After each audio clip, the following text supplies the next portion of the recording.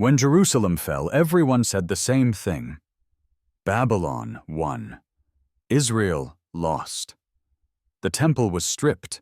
The king was humiliated, and the brightest young people were marched away like trophies in a parade. If you only had ground-level vision, that is the whole story. A small nation tried to resist the superpower of its day and failed. Their God must not have been strong enough to protect them. Their faith must not have been practical enough to stand up in the real world. But the book of Daniel refuses to tell the story that way. It pulls the camera back and says, no, that is not what happened. Babylon did not overpower Israel's God. Israel's God allowed his people to go into exile. That is a very different way to read a national disaster. It means the future is not in the hands of the empire. It is still in the hands of God. That is the first gift Daniel gives to believers who live in hard places. Exile does not mean God is absent. Exile means God is moving his people into the middle of the world he wants to reach. The Babylonians thought they were collecting talent. God was planting witnesses. The Babylonians thought they were re-educating young minds. God was positioning faithful people inside the system so that when he spoke, there would already be someone in the room who knew his voice. That is why Daniel opens not with prophets in the desert or priests at the altar, but with 4 young men in a foreign training program. That is God saying, I can work in the temple and I can work in the palace. I can work in Jerusalem and I can work in Babylon. Geography does not limit me. That truth matters for believers today. A lot of Christians assume that when their culture stops honoring God openly, God has somehow been pushed out. They think if the laws change or the media shifts or the majority no longer respects Christian convictions, then God has been moved to the sidelines. Daniel says the opposite. God is not nervous when his people are outnumbered.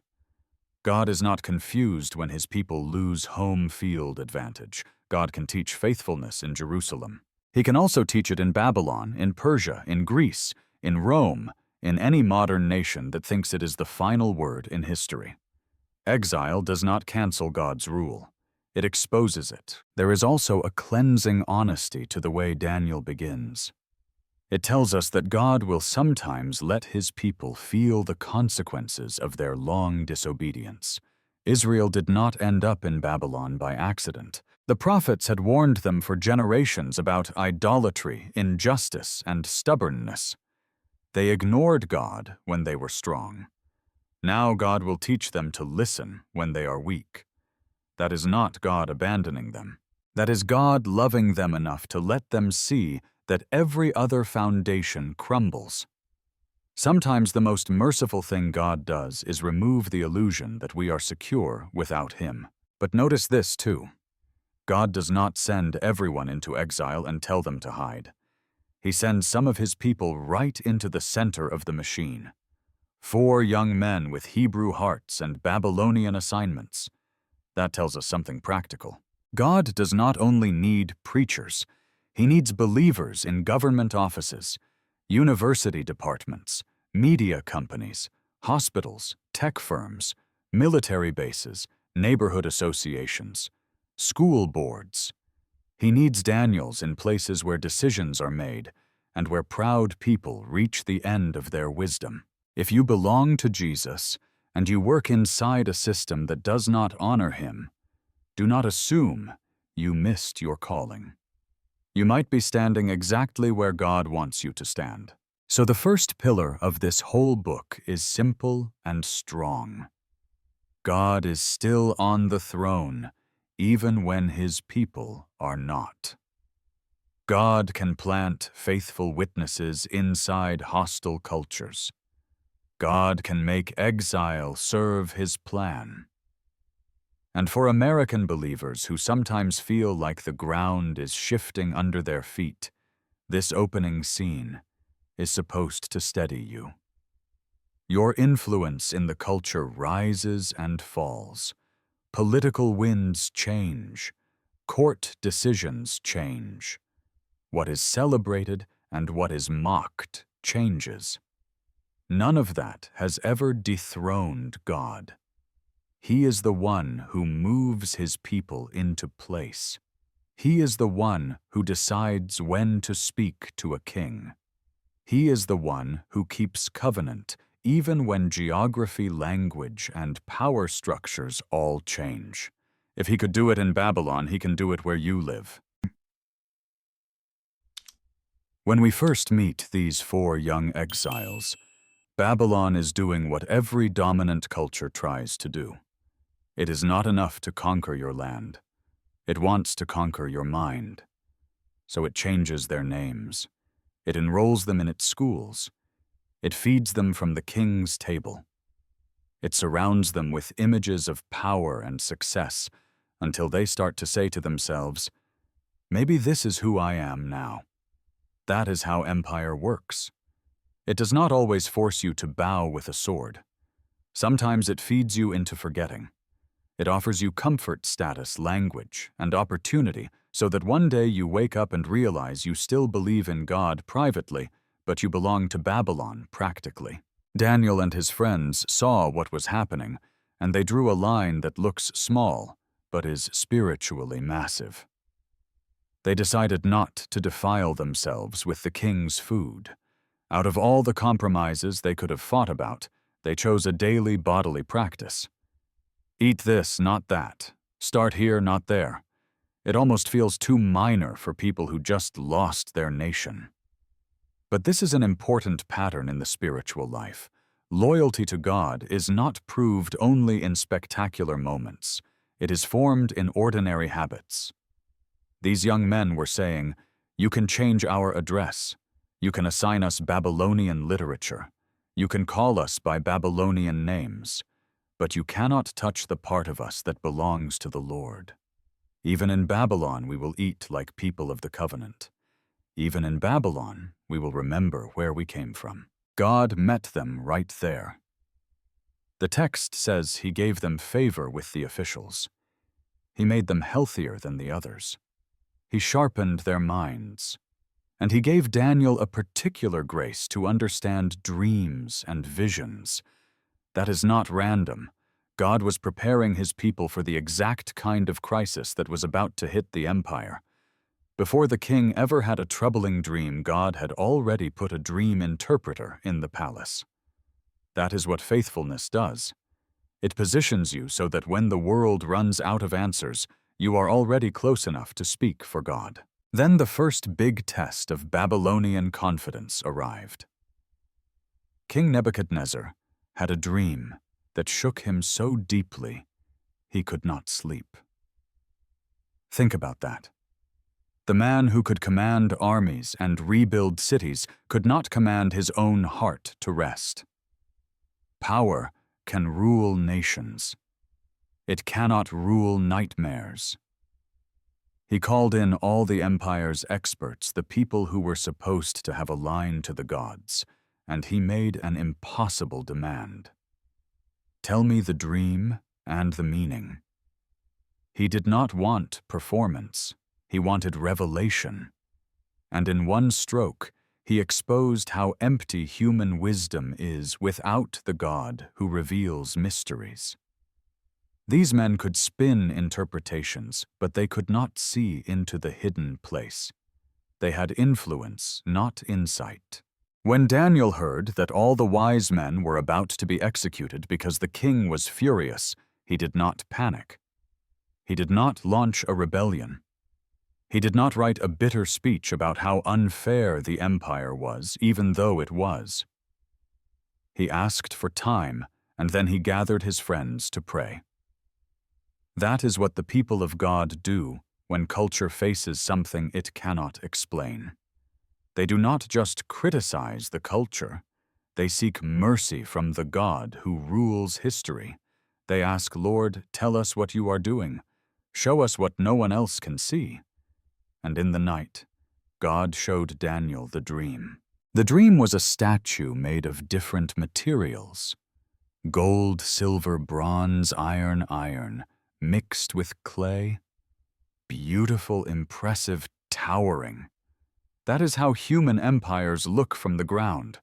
But then, a stone, not cut by human hands, struck the statue on its weak spot, and the whole thing shattered. The stone grew and filled the earth.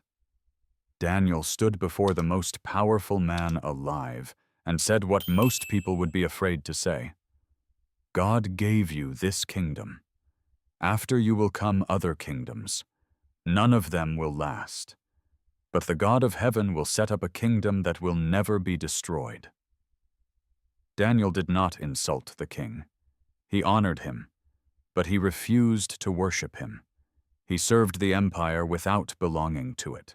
That is the balance American believers also have to learn. You can work, vote, build, lead, and bless.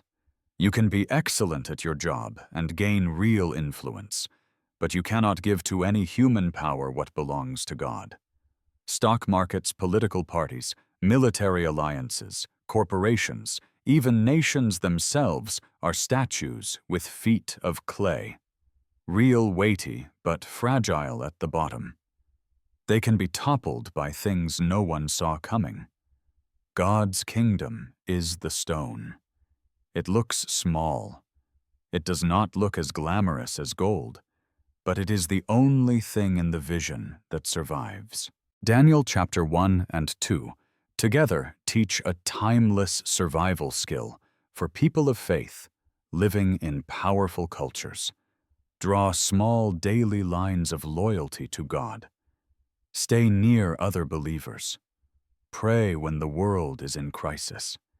Speak truth with respect when you finally get the ear of those in power.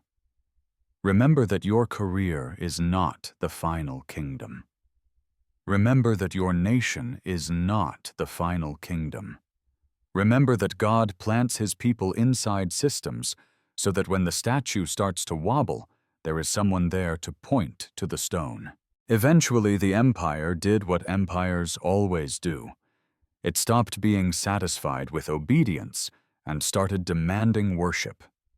Nebuchadnezzar built a massive image and ordered everyone to bow when the music played. This is how worldly power tests loyalty. It is not enough that you work for the state or pay your taxes or contribute to society.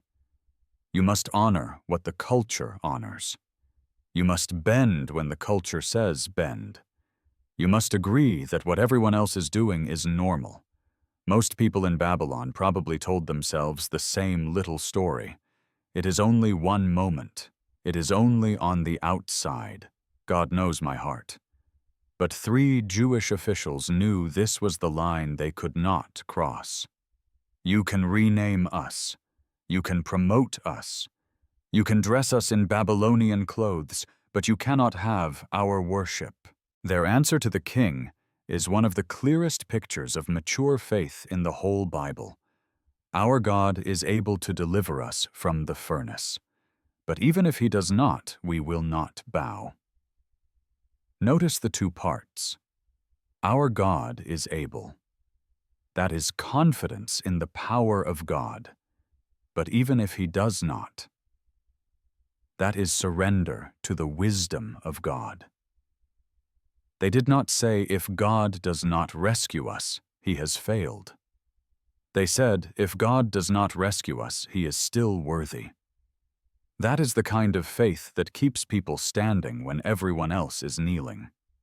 It is the kind of faith American believers are going to need more and more. Not a faith that says God must do what I want when I want, or I am out. But a faith that says God can. God may. God may not. Either way, I am His.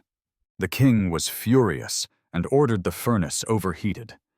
The soldiers who threw the men in died from the heat. That should have been the end of the story. 3 faithful men gone. But God was making a point to Babylon and to every generation that would read this book. The king looked and saw a 4th figure walking in the fire with them, and the fire had not even singed their clothes. They came out without the smell of smoke. The same king who demanded worship now had to confess that the God of these exiles was higher than the gods of Babylon. God did not just preserve their souls, He preserved their bodies. He was saying, I can keep my people faithful in the hottest places. But Daniel 3 is careful. It does not promise every believer in every era that God will always pull them out at the last second. Sometimes God glorifies Himself by delivering. Sometimes God glorifies Himself by sustaining.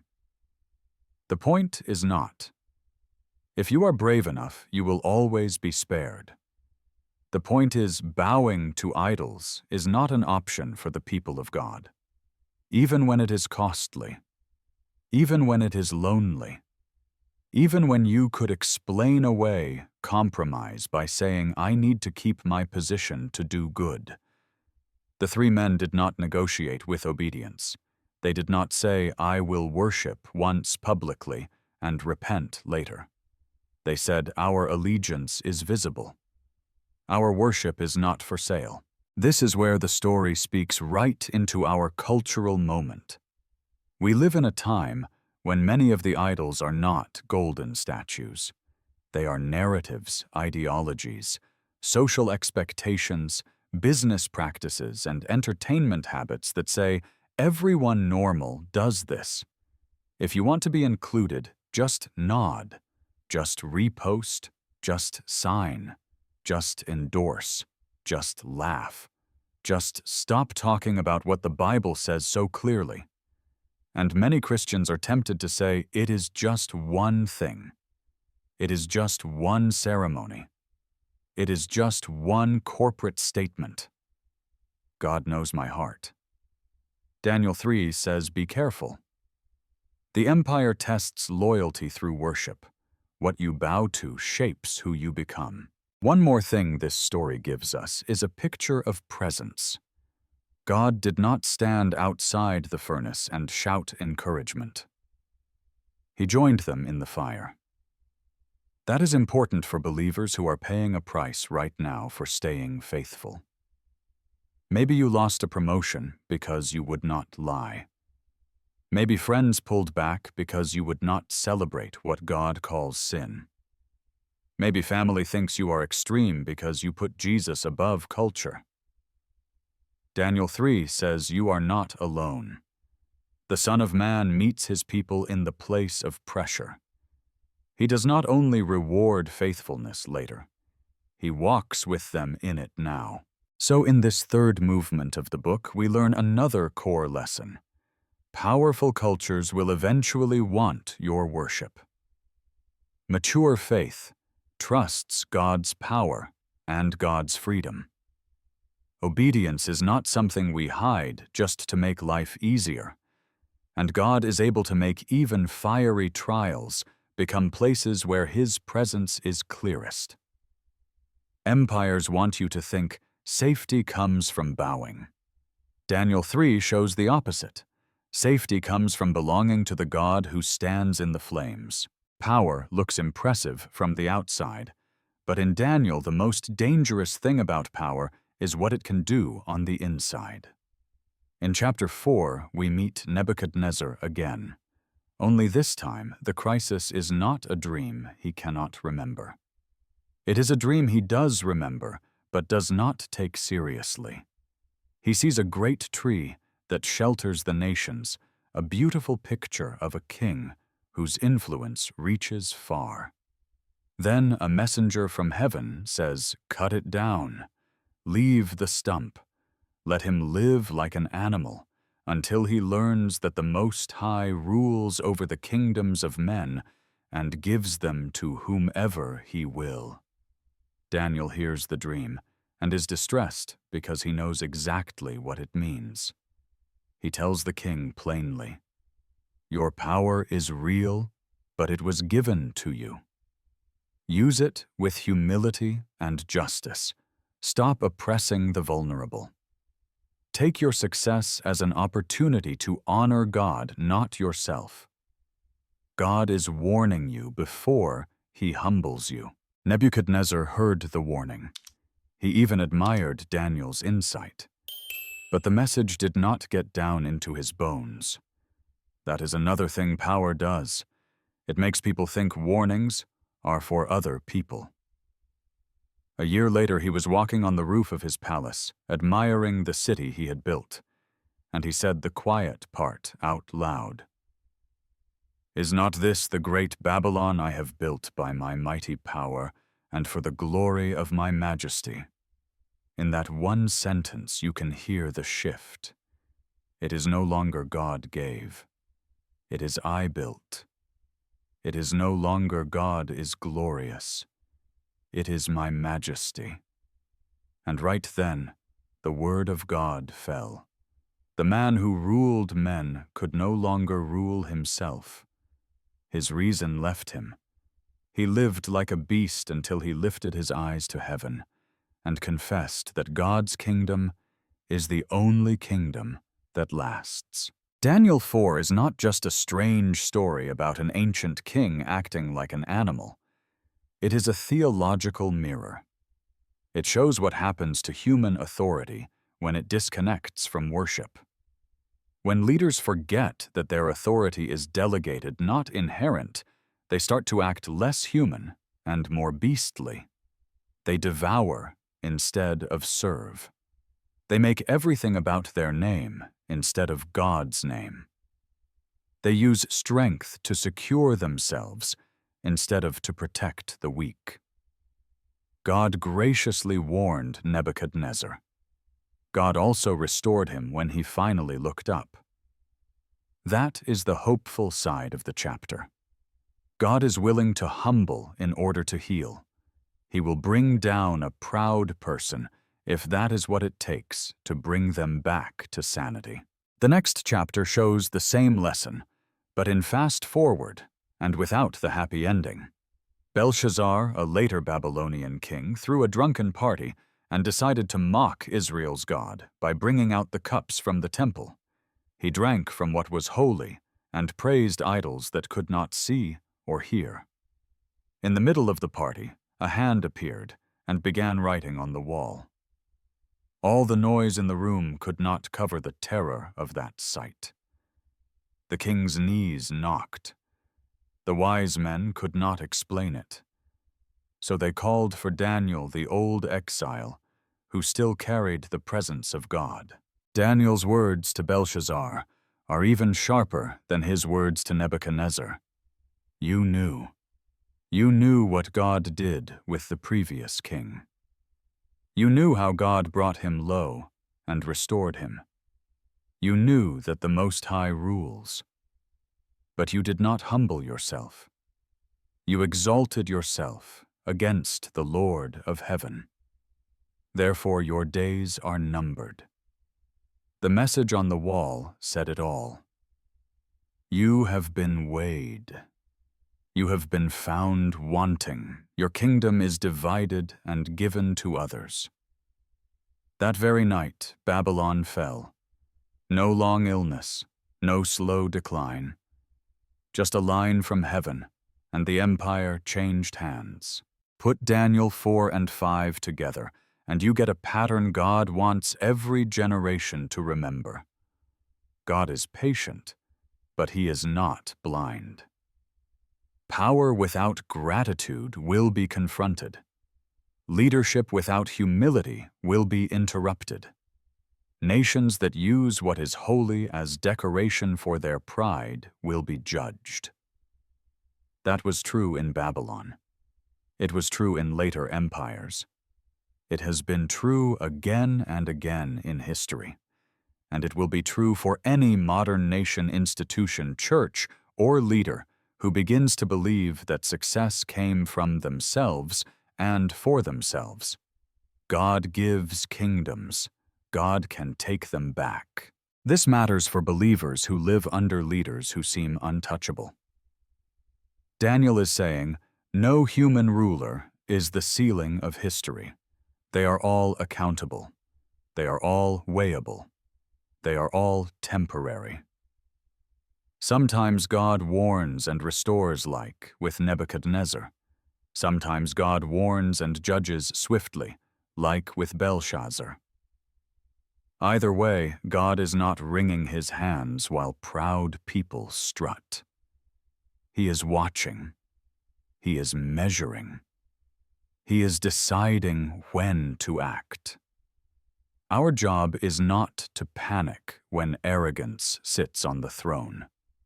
Our job is to stay faithful, to keep speaking truth respectfully, and to remember that the kingdom above all kingdoms does not belong to the loudest voice of the moment. There is also a word here for anyone God has trusted with influence. Maybe you lead a church, a business, a team, a classroom, a nonprofit, a growing online platform. Daniel 4 and 5 are telling you ahead of time what God values. Authority is to be carried with worship. Success is to be stewarded with justice. Credit is to be sent upward, not swallowed. The moment you start to say, "Look what I built," and you stop saying, "Look what God allowed me to do," you are stepping onto the roof with Nebuchadnezzar. The safest place for any leader is on their knees, remembering that the Most High rules and that we are most human when we know we are not God. After Babylon fell, you might expect Daniel to fade into the background. New empire, new rulers, new staff. That is how human systems work. When the administration changes, the old people are pushed out. But one of the quiet themes in Daniel is that human kingdoms change and God's servants stay. Daniel had served under Babylon, and now he was serving under Medo-Persian rule. He was older, but he was still excellent, still trustworthy, still praying. That combination always attracts two things at once. It attracts favor from above and jealousy from people. The new king liked Daniel. The other officials did not. They looked for corruption in him and could not find it. So they did what people often do to believers who are both upright and effective. They attacked the only place he would never compromise: his life with God. They convinced the king to sign a law that for 30 days no one could pray to any god or man except the king. On paper, it sounded like loyalty. In practice, it was an attempt to criminalize what Daniel did every day. A lot of us, if we are honest, would have started strategizing right there. We would have said, "It is only 30 days. I can pray silently. I can pray at night. I can close the windows. I can wait. God knows my heart." Daniel did not play those games. The text says he did what he always did. He went home, opened his windows toward Jerusalem, and prayed 3 times a day. He let his rhythm with God stay public. For him, obedience was not a private hobby. It was visible allegiance. That is such an important word for modern believers. We live in a time when faith is often pushed to the private sphere. Believe what you want, just do not bring it into public. Keep prayer at home. Keep the Bible out of work. Keep Jesus out of policies. And many Christians have slowly accepted the idea that the safest faith is the hidden faith. Daniel 6 pushes against that. He was not rude. He was not loud for the sake of being loud, but he refused to make his devotion to God invisible just because the state was uncomfortable with it. He kept doing what he always did because what he always did was right. The plot worked. Daniel was arrested. Notice what God did not do. God did not stop the officials from spying. God did not keep the law from being signed. God did not send an angel to tell Daniel to go into hiding until the 30 days were over. God let the sentence fall. That can be hard for us. We want faithfulness to prevent hard things. Daniel 6 shows us that sometimes faithfulness walks you right into the hard thing. The king who liked Daniel suddenly realized he had been tricked, but he could not undo the law. So Daniel was lowered into the lion's den. A stone was placed over it. From the outside it looked final. The man who prayed is now in the place of death. But God meets his people in the place of death. He sent his angel and shut the lions' mouths. The animals that should have devoured him could not touch him. The king could not sleep. That is such a reversal. The man in the palace with all the comforts tossed and turned. The man in the den with lions rested under God's protection. Early in the morning the king ran to the den and called out in hope. Daniel, servant of the living God, has your God, whom you serve continually, been able to rescue you? And Daniel answered, he was alive. The one who had stayed faithful in public was vindicated in public. And then something remarkable happened. The pagan king preached the sermon Israel was supposed to preach. He declared that the God of Daniel is the living God, and his kingdom will not be destroyed, and his dominion will never end. That is the heartbeat of Daniel 6. Empires come and go, laws rise and fall, administrations change, but the God who listens to exiles and closes lions' mouths is not going anywhere.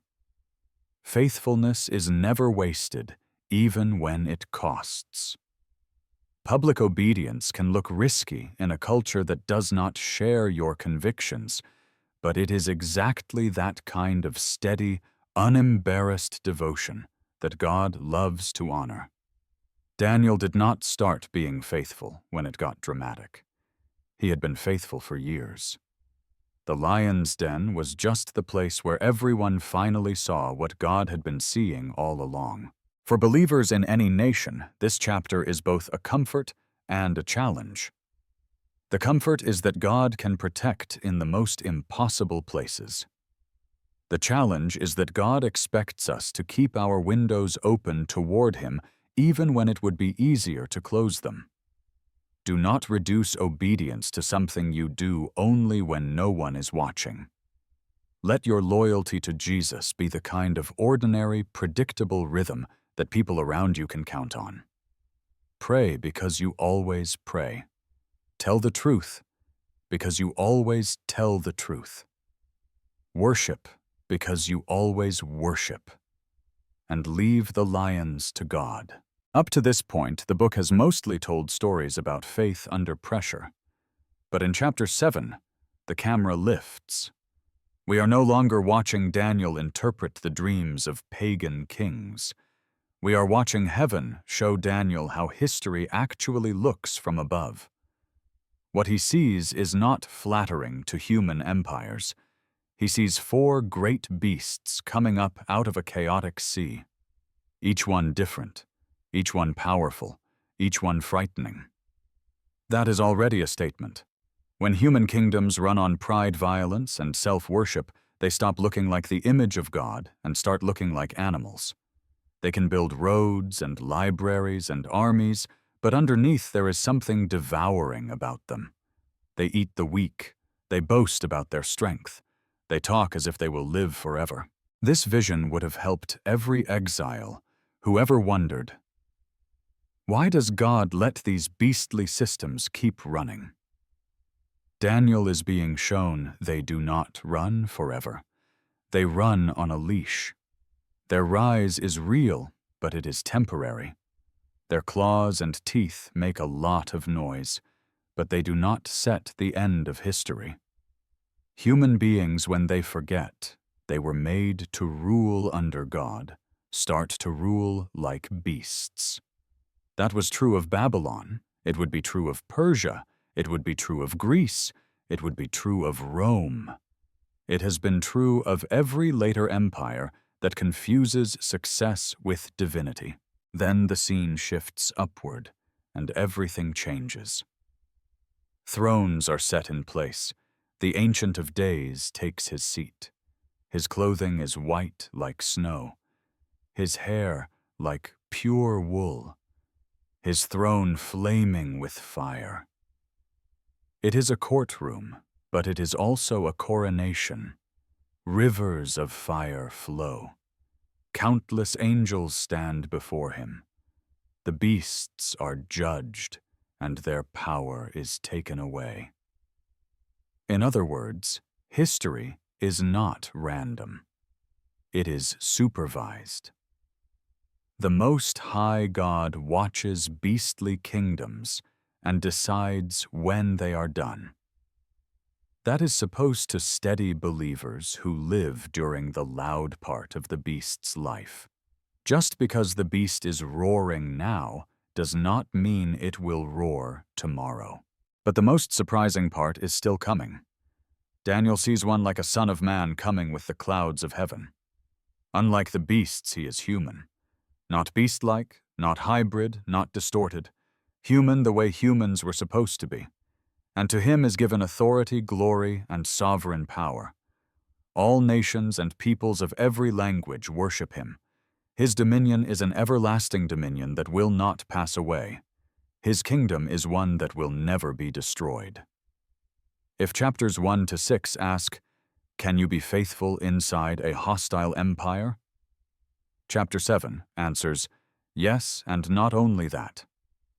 One day God will take the rule of the world away from beastly empires and hand it to a truly human ruler and to his faithful people. That line about the saints sharing in the kingdom is easy to skip, but it is one of the most hopeful sentences in the book. God is not only going to judge bad governments, he is going to restore human rule to the people who stayed loyal when the beasts were loud. The wise, the steadfast, the ones who would not bow to idols, the ones who prayed with their windows open, the ones who walked in the furnace, rather than betray God. God says, "Those are the people I trust with my world." Daniel 7 is telling exiles, "You are not wasting your time by being faithful. Heaven is watching, and heaven is planning to make your faithfulness permanent." This vision also sets up something huge for later.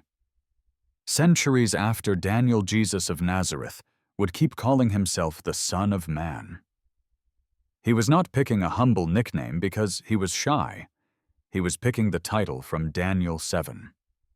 He was saying, "I am the truly human ruler God promised, the one whose kingdom will not end, the one who will receive worship from every nation." So when we read Daniel 7 today, as Christians, we read it with double clarity. We see what Daniel saw, that empires become beasts. And we see what Daniel could only glimpse, that Jesus is the Son of Man coming on the clouds, and that our loyalty to him now is our participation in his future rule. For believers living in any nation, this chapter teaches us how to read the news. Do not be impressed just because a power is loud. Do not be seduced just because a system looks unstoppable. Do not be crushed just because your faith makes you look small. Heaven has already ruled on how the story ends. The beasts do not get the last word. The human one does. And he shares that word with his people. After Daniel saw that sweeping courtroom in heaven, you might think the story would wrap up neatly. Beasts judged, Son of Man exalted, saints sharing the kingdom. But God did something Daniel did not expect. He pulled the curtain back further and showed him that history would not move in a straight, clean line from exile to restoration. There would be more waves, more empires, more arrogant rulers, more pressure on God's people. Daniel had been reading the prophet Jeremiah about 70 years of exile, and he was probably hoping, like most of us would, that after the 70 years God would fix everything at once, bring the people home, clean up the world, close the story. Instead, God told him, "I will restore, but the plan is bigger than you thought." In chapter 8, Daniel saw a ram with 2 horns pushing west and north and south, doing whatever it pleased. That was a picture of the Medo-Persian Empire. Then a male goat with 1 strong horn came from the west so fast its feet did not touch the ground. That was Greece, under a powerful leader. The goat shattered the ram. The great horn was broken, and 4 horns rose in its place. Out of one of them came a little horn that grew arrogant and attacked God's people, and even his sanctuary.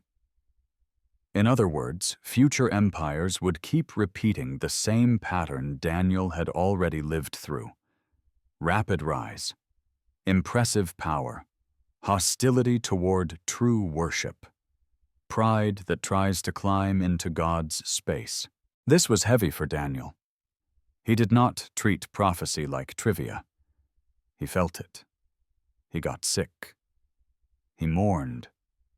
So in chapter 9, he did the only wise thing to do when God shows you how long and complicated the story will be. He prayed. Not a quick help me prayer, a long, humble covenant prayer. He confessed the sins of his people. He reminded God of his promises. He asked God to forgive, to restore, to make his face shine again on his ruined sanctuary. That is an important detail. Even a man as gifted as Daniel still took God's hard words back to God. He did not complain about how unfair it was. He interceded. God's answer was both comforting and stretching. He sent an angel to tell Daniel that yes, God had heard him. Yes, God would act. But the unfolding of the promise would take longer than 70 years. There would be more decrees, more rebuilding, more opposition, more desecration, more waiting. Exile was not just a date on the calendar. Exile would be a season in history. That was not God breaking his word. That was God enlarging it. He was saying, I am not only rescuing one generation from one empire, I am writing a plan big enough to deal with every beast that will ever rise. I am aiming at final righteousness, not just temporary relief. This is such an important word for modern Christians because we are used to fast solutions. We want God to fix our nation in one election cycle. We want Him to heal our church in one revival weekend. We want Him to change our families in one dramatic moment. Sometimes He does move suddenly, but often He lets us live in the long middle, the part of the story where there is some homecoming, but not all the way, some rebuilding, but with opposition, some freedom, but with pressure. That does not mean He has forgotten. It means His answer is bigger than our lifetime. Waiting is part of faith. Daniel shows us what to do in that kind of season. We pray even when we know the story will outlive us. We confess even when the culture is not confessing. We stay loyal in small things, even when we do not see the big victory yet. We keep our eyes on the God who planned the 70 years and the God who planned the longer road after the 70 years. We let His timeline humble ours. And there is another layer God showed Daniel in chapters 10 and 11. Behind human politics, there is real spiritual conflict. Daniel had been fasting and mourning for 3 weeks when a radiant heavenly figure appeared and told him that from the first day he prayed he had been heard. But the prince of the Persian kingdom had resisted in the spiritual realm. Angels were fighting. Messages were being delayed. History was not just kings making decisions. It was contested space with dark powers trying to block God's purposes and God sending help. That is supposed to adjust how we see long, complicated seasons. It is not always that God is slow. Sometimes there is opposition we cannot see. So this seventh movement of the book teaches us to live with holy patience. Empires will keep acting like empires. Arrogant leaders will keep showing up. Worship will keep being pressured. But God is not improvising. He told Daniel ahead of time so that exiles would not lose heart when the 70 years passed and the world was still messy. If life does not get fixed on your timetable, it does not mean God forgot. It means His promise is aimed higher than your comfort. He is writing a story big enough to end beastly kingdoms everywhere, not just to make one corner of history easier for one small group of people. Daniel was an old man by the time we reached the last stretch of the book. He had watched kings rise and fall. He had seen Babylon come and go. He had served faithfully under a new empire. He had received visions that were so intense they made him weak. But the full restoration of God's people and God's city had not appeared yet. That is where a lot of believers eventually find themselves. You have walked with God a long time. You have seen Him answer in real ways. You have proof that He is faithful. And yet some of the things you prayed for have not happened. Some of the promises look far off. Some of the brokenness you thought would be healed is still there. Daniel felt that. So he fasted. He mourned. He kept seeking. God answered not just with comfort, but with perspective. He showed Daniel that what is happening on earth is tied to what is happening in the unseen realm. Princes of empires resist God's purposes. Angels are sent to fight. Messages are delayed, but not denied. History is not random. It is contested. That means two things at once. First, the opposition you feel is real. Second, it is not final. God's messengers get through. God's decrees stand. God's timetable holds. So even when you cannot trace every detail in the news or in your personal life, you can trust that a real battle is being fought, and your prayers are part of that battle. Then God gave Daniel a long, detailed outline of future kings and wars and betrayals, and at the center of it, one especially arrogant ruler who would exalt himself, desecrate what is holy, and persecute God's people. It is sobering to read.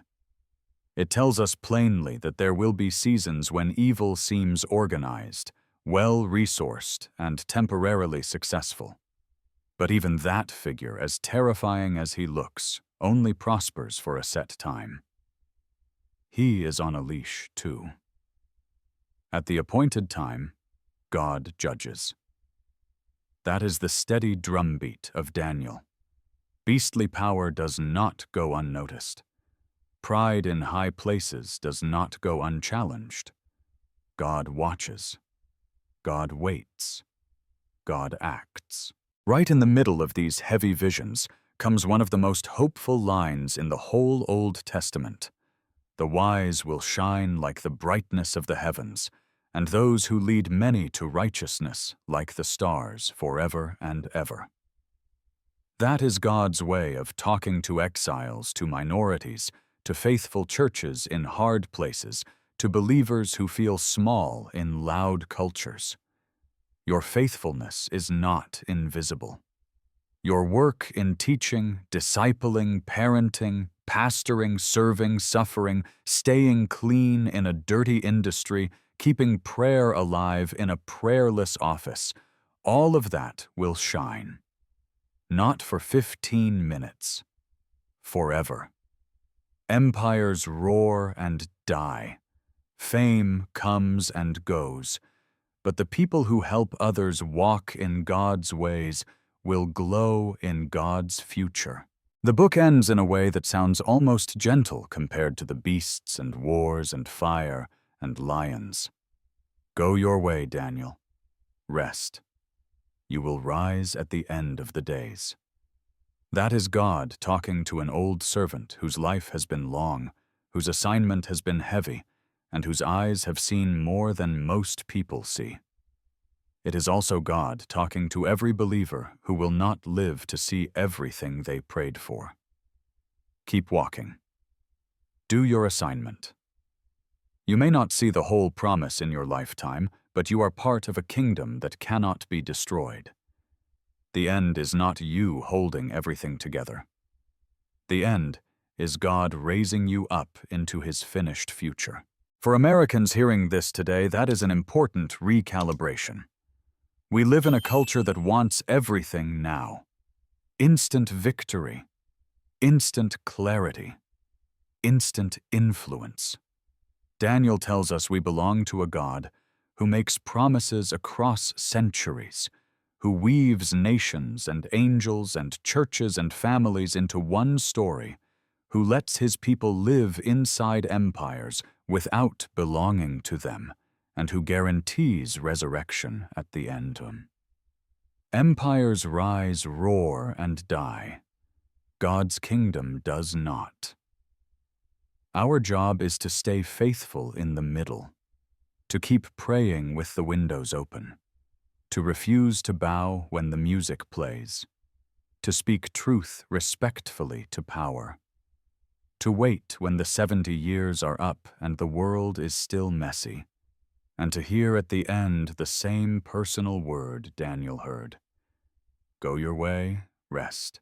You will rise.